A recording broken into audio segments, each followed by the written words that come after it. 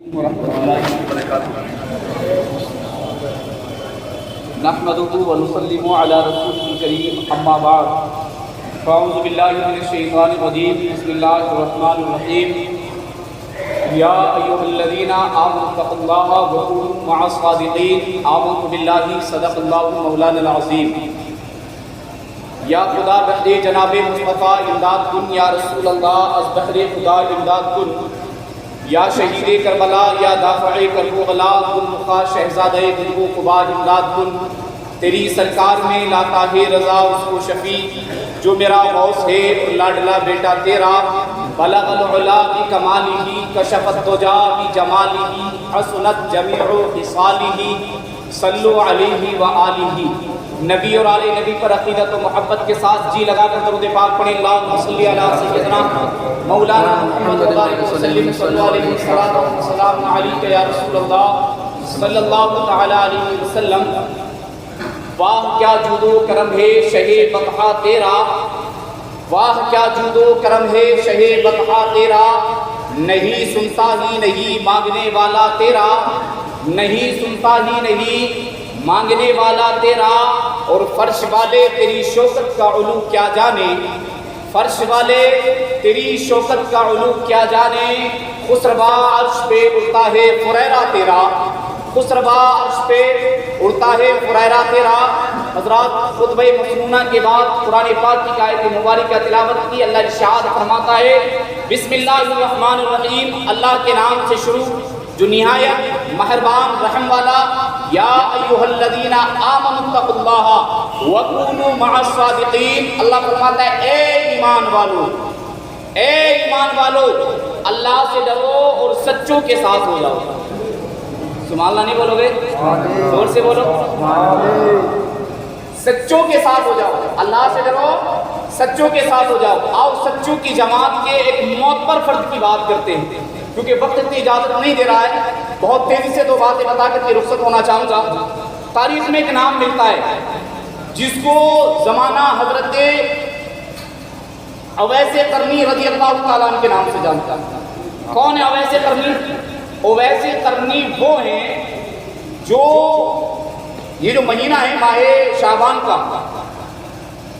ماہ شعبان کی 15 تاریخ کو ہر سنی اپنے گھر میں مقدر کی بات ہے ہر سنی اپنے گھر میں ان کے نام کی نیاز کرتا اور حلوے پہ فاتحہ لگاتا ہے سبحان اللہ ہے نا ان کو کہتے ہیں اویس قرنی ان اویس قرنی کی بات کرتے ہیں اویس قرنی صرف اویس قرنی نہیں اویس قرنی ایک ایسے عشاق کا نام ہے ایک ایسے عاشق کا نام ہے فرماتے ان کے بارے میں تاریخ میں آتا ہے کہ حضرت اویس قرنی رضی اللہ تعالیٰ نے حضور علیہ السلام کا ظاہری زمانہ پایا یہ تابعین میں ہے اور تابعین اس کو کہتے جس نے حضور کا ظاہری دور پایا ہو حضور کی حیات زندگی میں رہا ہو لیکن حضور کو دیکھا نہیں ہو حضور کو دیکھا نہیں ان کا زمانہ پایا ہو اس کو تابعی کہتے ہیں اور صحابی اس کو کہتے ہیں جس نے حضور کو ایمان کی حالت میں دیکھا ہو سبحان اللہ جس نے حضور کو ایمان کی حالت میں دیکھا ہو اس کو کہتے ہیں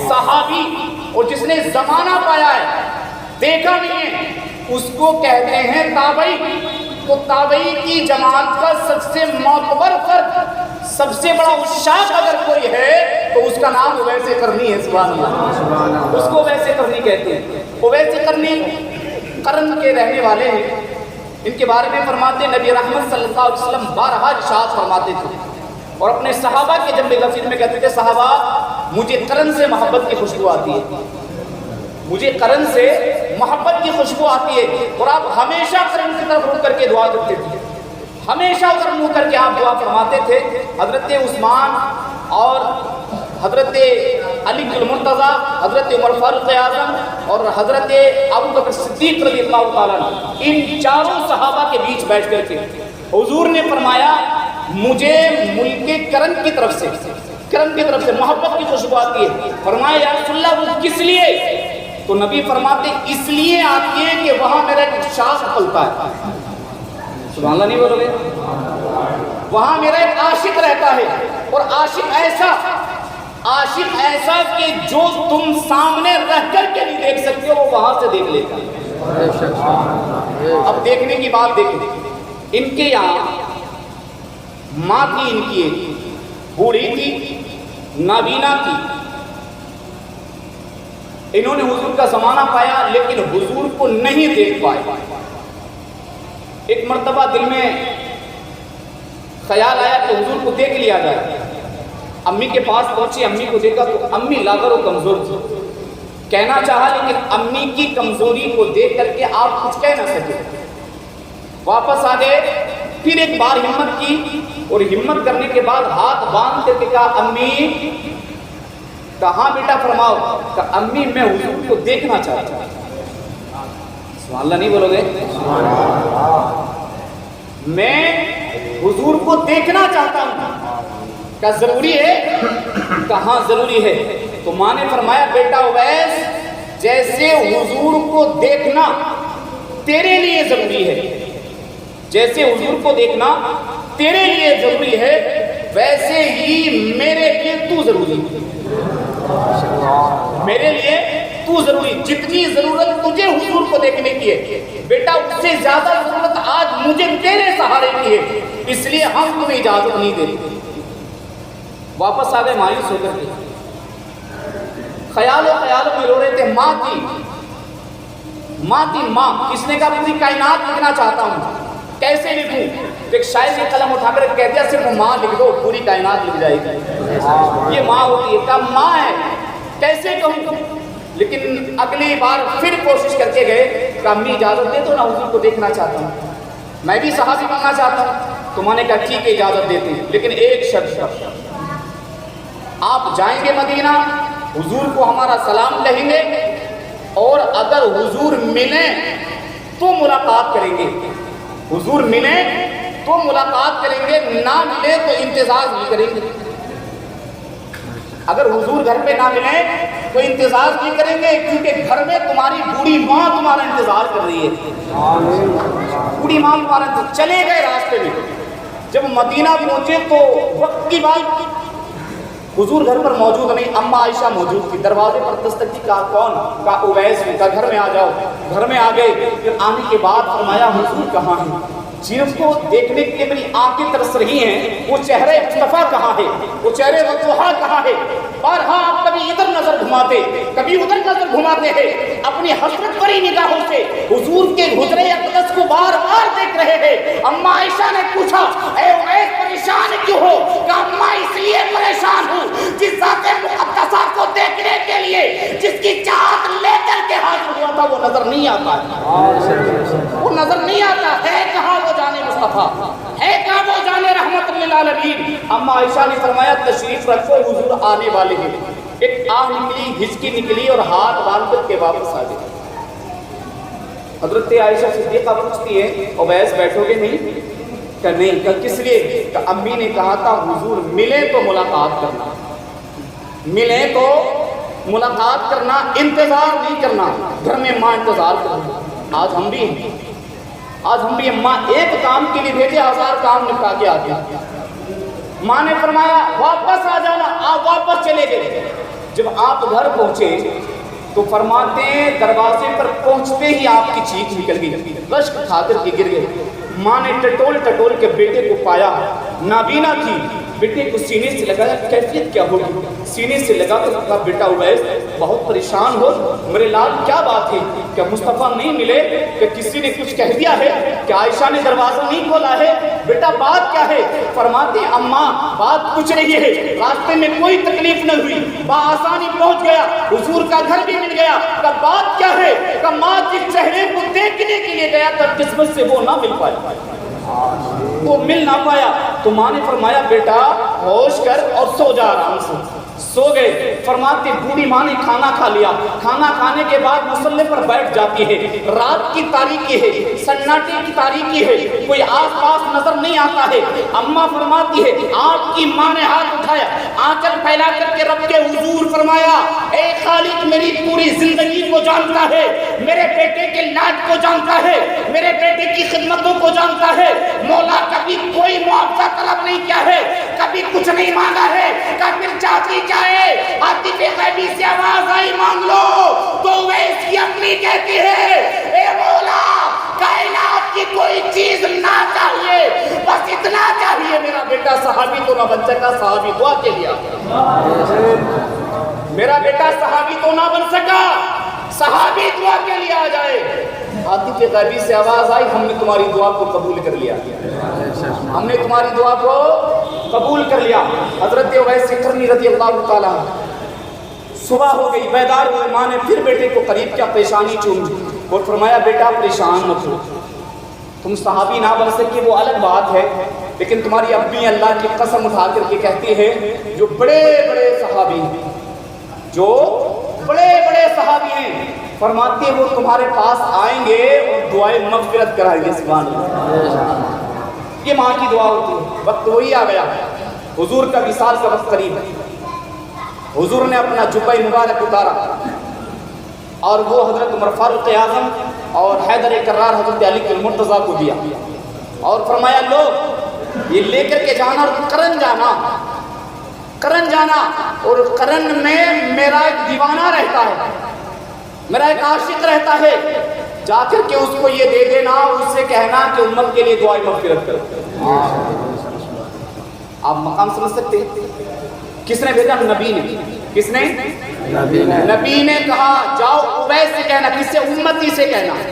आज मुल्ला जी पतली काट के वो मुझे समझ नहीं आता, वो कहते हैं नबी से मांगोगे तो शिर्क है, नबी से मांगोगे तो शिर्क है, वलियों से मांगोगे तो शिर्क है, मज़ार पे जाओगे तो शिर्क है, ये करोगे तो वो शिर्क, सारी चीज शिर्क कर दी। पता नहीं कौन से मदरसे से पढ़ के आया। हुजूर ने कहा, किसने कहा? हुजूर ने कहा, हुजूर ने, जाओ लेकर के मेरे उवैस के पास और जाकर के कहना, इस कुर्ते को पहन लो, और पहनने के बाद रब के हुजूर हाथ उठाकर के मग़फ़िरत की दुआ कर देना। पहुंच के तलाश करते हुए, बीच में बहुत सारे वाक़यात हैं, लेकिन वक्त इजाज़त नहीं दे रहा। आप जब काबा का तवाफ करने गए उमर फारूक आज़म, तो उस दौर में भी तलाश किया, लेकिन अल मुख्तसर में ये पहुंच गए करन। जब पहुंचे तो आपने हवाला पूछा, तो किसी ने कुछ बतलाया, किसी ने कुछ बतलाया। एक ने कहा, आप उस दीवाने की बात तो नहीं कर रहे हैं, आप उस दीवाने की बात तो नहीं कर रहे हैं, वो जो कचड़े में पड़ा रहता है। कहा, हम उस दीवाने को देखना चाहते हैं, वो है कौन?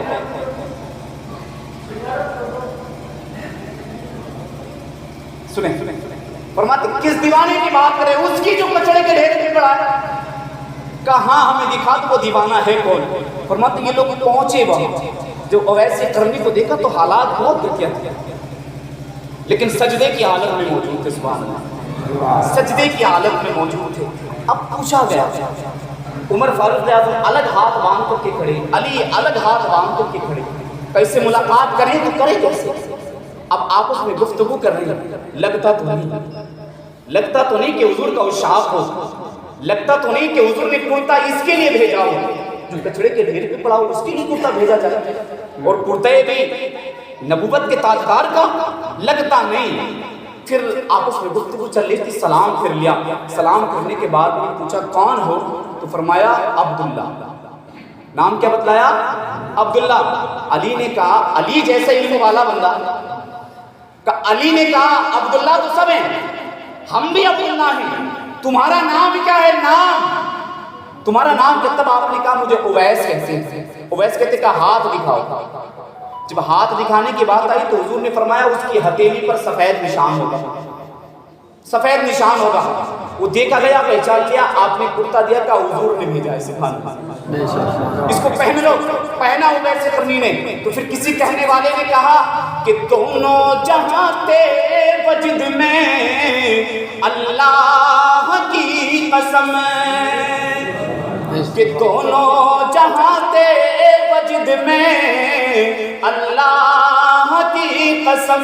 कब कि पहना था उवैस ने, पहना था उवैस ने کرتا رسول کا ہوتا گر زمین پر سایہ رسول کا. حضرت اویس نے کرتا پہننے کے بعد میں فرمایا, حضور نے فرمایا دعا کر دو, دعا کر دو. یہ دعا کی انہوں نے کہا مولا میرے نبی کی آدھی امت کو معاف فرما دے.